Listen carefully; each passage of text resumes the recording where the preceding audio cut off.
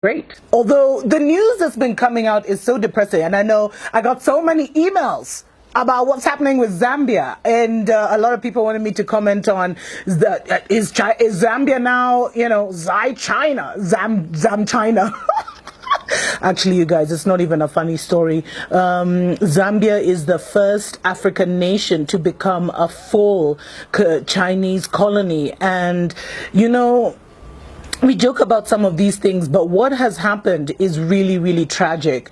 And I warned you guys this is what was going to happen. But also this shows you that we're closer and closer to a major global war. Because I told you, the Europeans are not going to just sit back and let China take over Africa. Now, what has happened is that Zambia defaulted on a couple of loans. And so they lost their power company, ZESCO, and that has been taken over by the Chinese. Their major national electricity company is now being run by China. Now, if that isn't even worse, they've also lost, a few months ago, they lost their Zambia Broadcasting Corporation. It's called the ZNBC. I think it's the Zambia National Broadcasting Corporation, which is now fully owned by China. And, the government has been denying that this is the case. They've been trying to play cute. They've been trying to play, like everything is okay. But they have actually been in secret talks over how their national electricity company would be taken over. This is crazy. Do you think an African country would be allowed to run China's national electricity company? And, it just shows you that China's neocolonial strategy is reaching ahead. I mean, it's reaching its climax. They've been doing this covert business for so long. And now, they've got their tentacles so deep inside. They've got their tentacles so deep inside that it's going to be hard for some countries to turn back. Now, what's happened is, their whole strategy is they encourage indebtedness. So, hey, they come with the money. They come with the money. They give you. Then they, once you default, they start to take over strategic assets because of failure of repayment. And you see, what China has done is they have studied countries that are corrupt. They have studied countries that, that are greedy, that have greedy leaders, which is most African nations. And that's why we find most African nations are in this situation.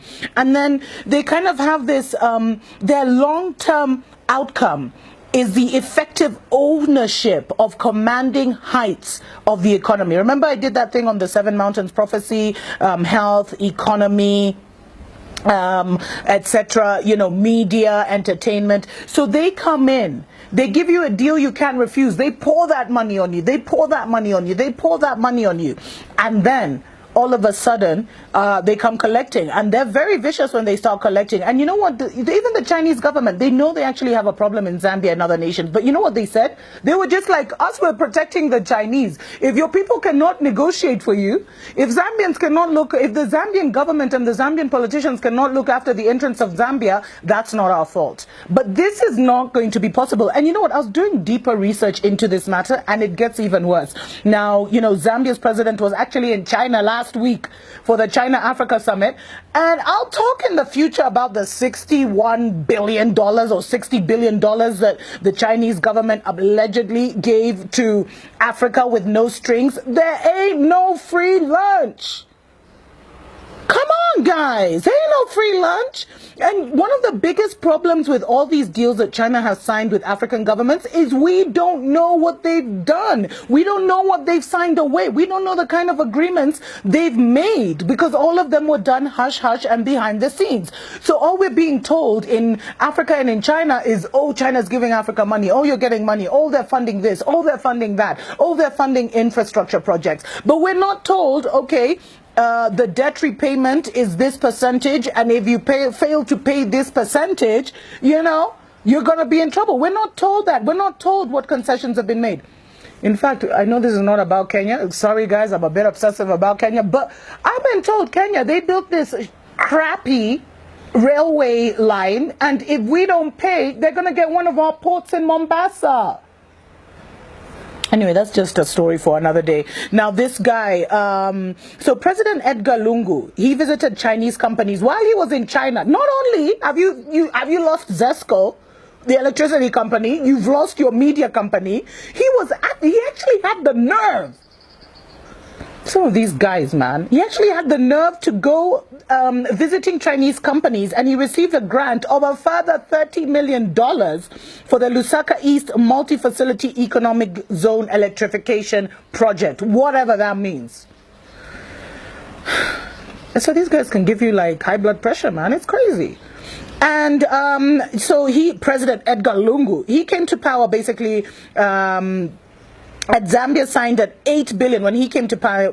Zambia signed an 8 billion Chinese loans in financing. Now, over 5 billion of this hasn't been added to the total. Now, that's what Zambia is claiming. They're claiming they haven't received 5 billion, or they haven't been able to account for $5 billion of the 8 billion. Although China says it was dispersed, it was released. And get this, the finance ministry doesn't even have the manpower to police and monitor and disburse the funds.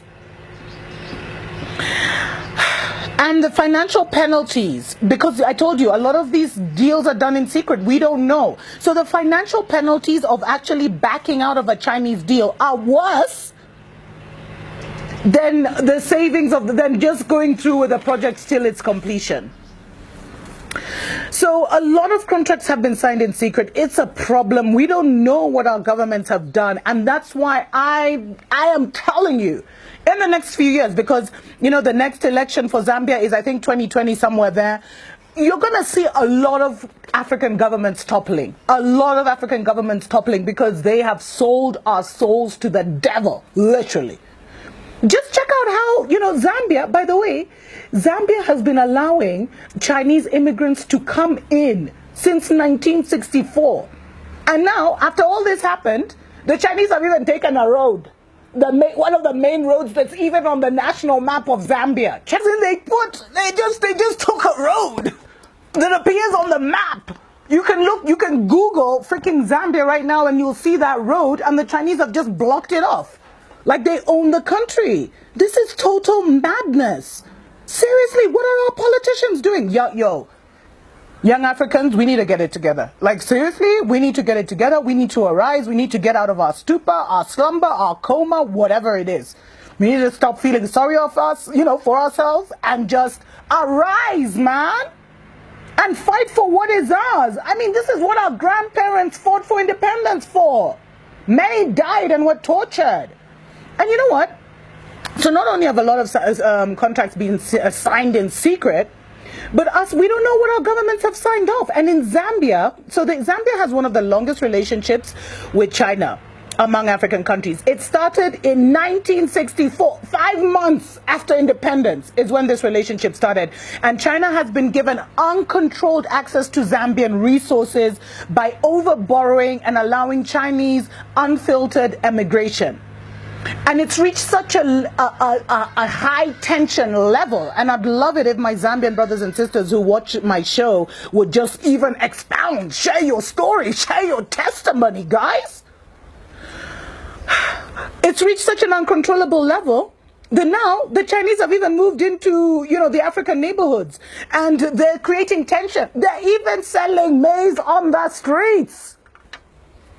So here in Africa, you know, we have guys like, so when you're stuck in traffic and stuff in the major cities, guys will be selling everything from aprons to knickers, you know, undies, to handkerchiefs, to water, to crisps. Now, imagine seeing Chinese people doing that business. Imagine seeing Chinese on the side of the road, you know, roasting maize, and it's becoming a problem. And in fact, I was reading, there's been such a high influx of Chinese to Zambia since 2015 that many believe, like many have actually started thinking this was Chinese government driven. Of course, they're happy for their people to be, you know, to emigrate and take over and colonize. They're happy for that. And then when these guys commit crimes, because a lot of them have committed crimes, and there's this brilliant article from Lusaka Times which talked about the various crimes that have been committed. The Chinese, a lot of corrupt Chinese have moved to Zambia. A lot of thugs and criminals who are into corrupt deals. So corruption has reached epic proportions in Zambia. And when the government tries to call out the Chinese, what happens? The Chinese government says, oh, don't touch my people, don't touch my people. It's crazy. It's madness. It's nuts. And you know, it's become such a problem because contractors are moving, traders, wholesalers, farmers, manufacturers, importers, exporters, and criminals who want to seize the vast resources of Zambia and are looking for an escape route from poverty. Because China just came out of being a third world country.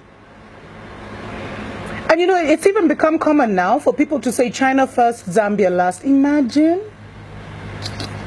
Imagine. So, you know, a lot of Zambians have been complaining because Chinese have been allowed to acquire large tracts of land. So there's little land left for Zambians. You guys, you're thinking it's a joke when I say Zambia is now a Chinese colony. There's been a lot of loss of employment opportunities because they're bringing everyone, cooks, bakers, electricians who learn online, engineers who learn online. They've brought a lot of lawlessness and corruption. They're crowding out Zambian SMEs because they're even doing the small business of even selling maize on the streets.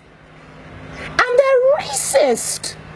And a lot of Zambians have complained about the racism and the environmental degradation. They're even in Zambian markets. You know where the Zambians now, you go, you sell your vegetables and your fruits. They're even there, selling fruits and vegetables and competing with Zambians.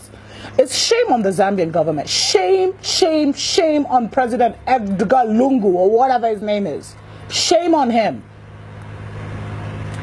And the sad thing is, because of all the loans that have signed and because of the defaulting, future Chinese generations will be entitled to Zambia's precious resources. So the children that have not even been born will be born into a neo-colonial China. Might as well call, you know, Zambia a colony of China. It's a mess. And something needs to happen. Imagine something needs to happen.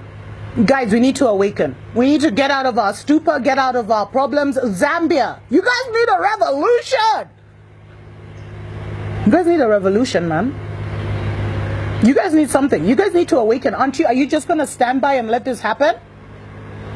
Anyway, guys, it's my first show back and I'm already like so emotional. I need to talk more about what is happening just with China in general and why, guys, the Third World War is coming.